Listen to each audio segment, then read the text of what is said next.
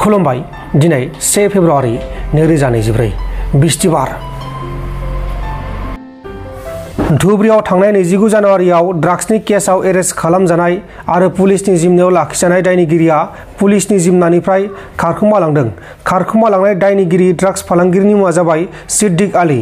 बे समाव सिद्दिक आलीखौ एरेस्ट खालामनो थाखाय नागिरनाय खामानिखौ खालामगासिनो दङ। गुजरातनि आहमदाबादनि सारी माटोदा पाटियायाव गंसे अक्सिजेन सिलिन्डार लांनाय ट्राकआव गेस सिलिन्डारा अक्सिजेन सिलिन्डारा ब्लास्ट जानानै सानै सुबुङा थैदों आरो गुबुन साथाम सुबुङा गोब्राब जोखोम जादों।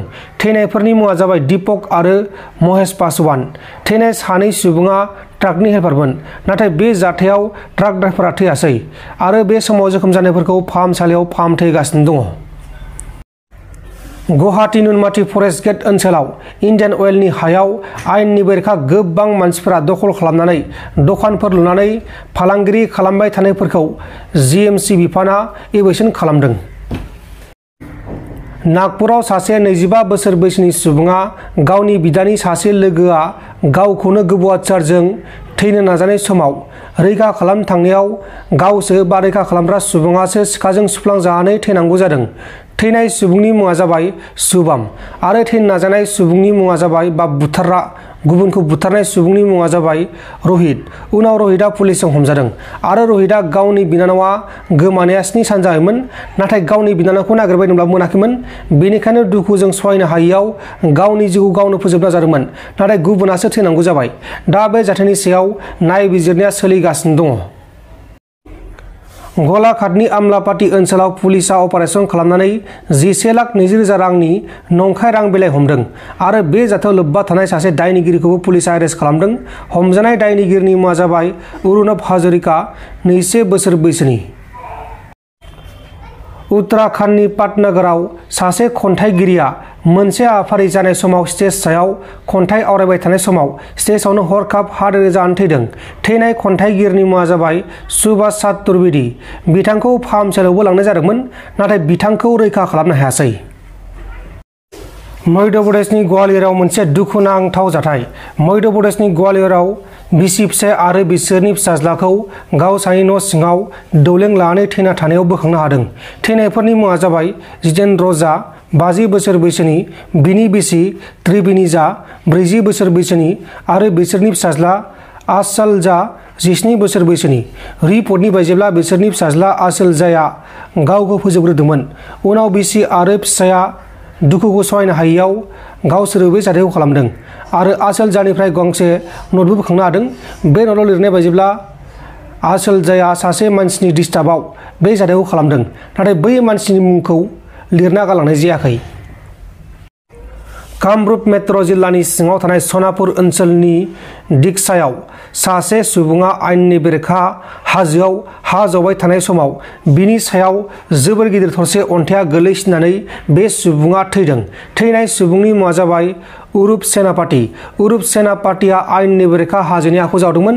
बेहायनो बे जाथाया जादों आरो साखाथिनि मानसिफोरा बेखौ बेहाय हा जावनायखौ बादा होदोंमोन, नाथाय बिथाङा मानियाखैमोन। बेहायनो अन्थाइजों गोलैसिन जानानै थैनांगौ जाबाय। प्रमद बर' आरो फेरेंगानि दैदेननाय बिटिसिआव गोबां न' बां सिफायजादों। बर' हारिखौ सैमाजों रुजुनायनि सायाव कास्टम बसुमतारिया खुगा बेखेवदों। बर' हारिखौ सैमाजों रुजुनाया बे जोबोद दुखुनांथाव। सासे अफिसारा, गोरों गोरा सासे अफिसारा बर' हारि बादि थागिबि हारिखौ आरो सैमाजों रुजुनाया बेखौ रावबो एक्सेप्ट खालामजाया। बे जोबोद बिपिएफनिफ्राय जोङो दुखु फोरमायदों। दा नाथाय बाथ्राया बेसो, जाय सासन खालामदों बिथांमोना बुंनो अबेनिफ्राय गोहो मोनखो, बिथांमोनहा बेबादि खामानि मावनो अबेनिफ्राय गोहो मोनखो। जों बिपिएफ दोलोआ मालाबाबो भाइलेन्स आरो खुनु हारि माहारिखौ जोङो पार्सनेलि एटेक खालामा, नाथाय जोंनि हारिखौ बेफोरबायदि रुजुनाया जोबोद जोंनि थाखाय दुखुनांथाव। माबेनिफ्राय बेयो गोहो मोनखो, अबेनिफ्राय बेयो बेबायदि जाखो, बे जोबोद दुखुनांथाव। ओंखायनो जोङो मोजांखौ लुबैयो, जोंनि हारिखौ मोजां जाजानायखौ लुबैयो आरो बिटिसि हिसाबै जौगानायखौ लुबैयो आरो साफ्रोमबो जाहाथे मान सन्मानै थांनानै थानो हायो बेखौ जों लुबैयो। दा ओंखायनो बे अबेनिफ्राय गोहो मोनखो, मानो बिदि बुंखो, बेफोर मोनसे तदन्त जायोब्ला बे मोजां, जों बिदि सानो। नाथाय बे खोथाखौ नोङो गोसोआव लाखि, मानगोनां प्रमद बर' आरो फेरेंगानि दैदेननायाव जोंहा बिटिसिआव गोबां न' सिमफाय जादों। बर' मानसिया फेरेंगा आरो प्रमद बर'नि दैदेननाय समाव बर' मानसिया थानो थाखाय गावनि देशआवनो न' गैया जादों, जानो थाखाय मा होनो बिथांमोना आलाय आथानि खालामजादों, गथ'फ्रा उन्दुनो थाखाय न' गैया जादों, जानो थाखाय ओंखाम गैया जादों आरो गोबां जोङो दानसि जादों, जोगार जादों, इनाय खालामजादों। दा साहा ओनसोलनि रायजो राजाया प्रमद बर'नि सायाव गोबां रागा जोंनानै दङ, फेरेंगानि सायाव रागा जोंनानै दङ। ओंखायनो बे साहा ओनसोलनि रायजो राजाजों जों अरायसम बिपिएफआ दंफायो, नोंथांमोनजों अयनाय जादों। गोबां साहा ओनसोलनि रायजो राजानि न'खौ प्रमद बर' आरो फेरेंगाया सिमफायनानै होदों आरो बिथांमोना आलाय आथानि जादों। ओंखायनो बे रागा जोंबाय थानाय रायजो राजाया रागा जोंनानै दङ। बे साहा ओनसोलनि रायजो राजाया फैबाय थानाय इलेक्सनखौसो नेनानै दङ। ओंखायनो दिनैबो जोंहा बामोनगावआव मोनसे जयनिं हाबाफारि सोलिदों। बाव गोबां बारग' एनडिपिनिफ्राय, बारग' दुलाराय बर' फरायसा आफादनिफ्राय आरो इउपिपिएलनिफ्राय जयेन जाफैदों। नोंथांमोननि सेलेनि गेजेरजों जों बेखौनो बुंनो सानो, जोंहा फैबाय थानाय इलेक्सननि थाखाय जों साखाफारा जानानै दङ। फैबाय थानाय एमपि इलेक्सना जोङो मानाव गेदेर हाग्रामा महिलारि सारनि गाइडेन्सआव आरो बिथांनि मा होनो गाइडेन्स आरो बिथांनि बिथोन बादियै फुरा जोङो क'क्राझार आरो उदालगुरि लकसभा समस्तिनि थाखाय जों साखाफारा जानानै दङ। फुरा जों ग्राउन्डआव खामानि मावगासिनो दङ। दिनै इउपिपिएलखौ बिटिसि ओनसोलनि कन्ट्रेक्टरफोरा सैला। कन्ट्रेक्टरफोरा जा एसेनि खामानि मोनदोंमोन, बिथांमोना सोरबा जिसिबि फाननो गोनां जाबाय, सोरबा डाम्पार फाननो गोनां जाबाय। दिनै कन्ट्रेक्टरफोरा प्रमद बर'खौ रागा जोङो। ओंखायनो दिनै बे बिटिसि इलेक्सना फैबाय थानाय कन्ट्रेक्टरफोरा टटेलि प्रमद बर'नि एगेन्स्टआव बिथांमोना खामानि मावगोन। दिनै लाइमोनफोरा प्रमद बर'खौ गाज्रि मोनो। बे 3 बोसोर 3 बोसोराव लाइमोनफोरनि थाखाय जेबो खामानि मावाखै बे इउपिपिएल सरकारा। दिनै बिटिसिनि आबादारिफ्रा जाय खेतियक आबादारिफ्रा प्रमद बर'खौ रागा जोङो। 3 बोसोर जाबाय इरिगेसननि खामानि बिथांमोना जेबो खामानि मावाखै। फैबाय थानाय इलेक्सनाव बिटिसिनि आबादारिफोरा टटेलि प्रमद बर'नि एगेन्स्टआव खामानि मावगोन। जोंनि बिटिसि ओनसोलनि फोरोंगुरु बिथांमोना प्रमद बर'खौ रागा जोंनानै दङ। बिटिसि ओनसोलनि हारि माहारिया प्रमद बर'खौ रागा जोंनानै दङ। ओंखायनो जोंहा बिपिएफआ फुरा गामि गामि ओनसोलाव मानाव गेदेर हाग्रामा महिलारि सारनि सानस्रि आरो सान्थौ आरो बिथाङा सबखौबो बे ओनसोलखौ डेभेलप खालामनो लुबैयो आरो शान्ति प्रतिष्ठा खालामनो नागिरो। बेनि थाखाय जों खामानि मावगासिनो दङ। जे इउपिपिएलआ बे एमपि इलेक्सननि उनाव 80% दुरबल जागोन। एमपि इलेक्सननि उनाव 80% इउपिपिएलआ दुरबल जागोन आरो बिटिसिनि थाखाय बिथांमोना 20%ल' थागोन। बे सरकारा 30% खामानि लानानैसो खामानि होगासिनो इउपिपिएलआ।